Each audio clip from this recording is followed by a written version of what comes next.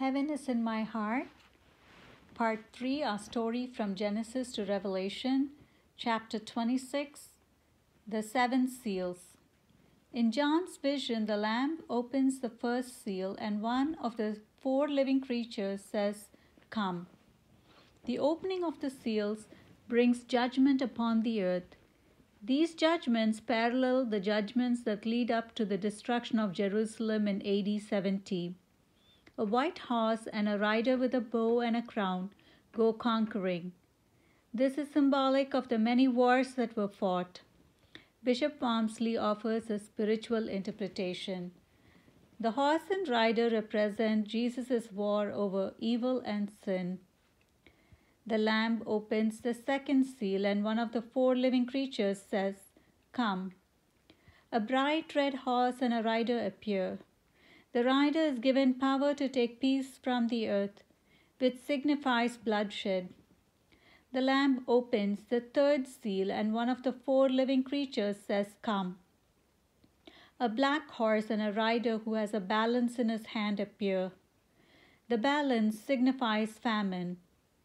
At that time, a full day's wage could only buy a small portion of wheat and barley for a family. In John's vision, olive and grapes are allowed to grow. Olives and grapes were grown during late summer and late spring. This symbolizes the limitedness of the famine. The Lamb opens the fourth seal, and one of the four living creatures says, "Come." A pale horse and a rider appear. The rider's name is Death, which signifies death through swords, famine, pestilence, and beasts. This was the case prior to the destruction of Jerusalem in AD 70. The Lamb opens the fifth seal, and John sees the souls of the martyrs under the altar, which represent the relics of the saints that are buried under the altars in the church, and their blood cries out for justice. They pray to God for justice to be served, not out of hatred for their murderers, but out of love for justice. They pray for the end of the reign of sin and anticipate the resurrection of the body with great hope and fervency. They are each given a white robe, which symbolizes purity, and they are asked to wait a little longer until some more souls can join the group of martyrs. The Lamb opens the sixth seal, and there is a great earthquake. The sun becomes black, the moon becomes as red as blood, stars fall from the sky vanishes, and every mountain and island are shaken. This could literally mean the end of the world.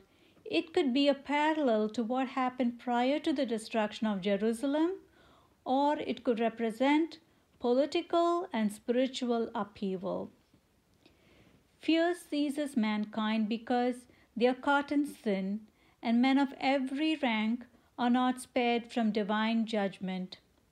They cry out of distress and hide themselves from the wrath of the Lamb. In the vision, the judgment day has arrived, and no one can withstand the wrath of the Lamb. There is an interlude between the opening of the sixth and seventh seals, just like how later there will be an interlude between the sixth and seventh trumpets. John sees four angels who are ready to pour out judgment on the earth. Another angel from the sun stops the four angels and asks them to not harm the earth and the sea until the servants of God are sealed on their foreheads with God's protection and ownership. This does not mean that the good will be saved from tribulation. It means that they are given endurance and grace during the time of tribulation. The number sealed is 144,000, which signifies completeness, and the descendants of the 12 tribes of Israel, 12,000 from each tribe. Judah is listed first because Jesus is a descendant of Judah, and the tribe of Dan is missing from the list. Some biblical scholars have speculated if the Antichrist will be from the tribe of Dan and possibly of Jewish origin. The Levites, who are priests, are mentioned. These are the tribes mentioned: Reuben, Simeon, Levi, Judah, Zebulun, Issachar, Asher, Naphtali, Benjamin, Ephraim, Manasseh, and Gad. Revelation chapter 7, verse 5 to 8.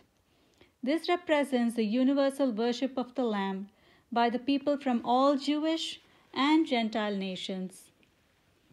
A great multitude of saints are seen in heaven. The spiritual descendants of Abraham represent the universality of salvation. They are wearing white robes and worship God, and they come out of the great tribulation. The white robes represent their righteous deeds, and the palm branches they wave as it occurs during the annual Feast of Tabernacles represent their martyrdom or victory of the Spirit over the flesh and the world. They praise the Lamb who is seated on the throne, saying, "Salvation belongs to our Lord." All the angels, the elders, and the 4 living creatures fall on their faces and worship God.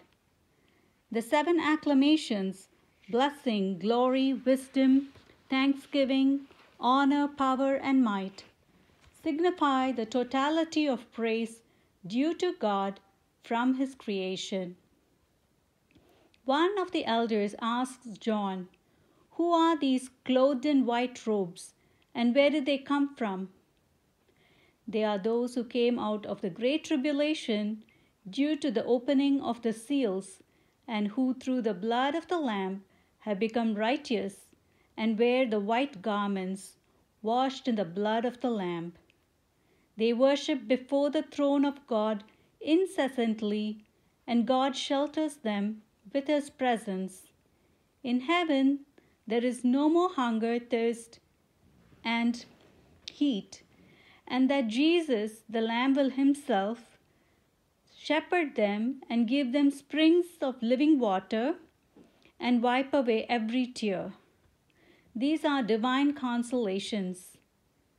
The Lamb opens the 7th seal, and there is silence in heaven for half an hour.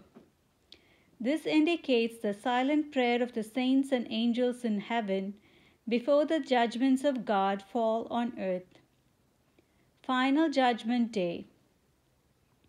I wish to remind readers and reiterate that the book of Revelation is full of symbolism and cannot and must not be taken literally.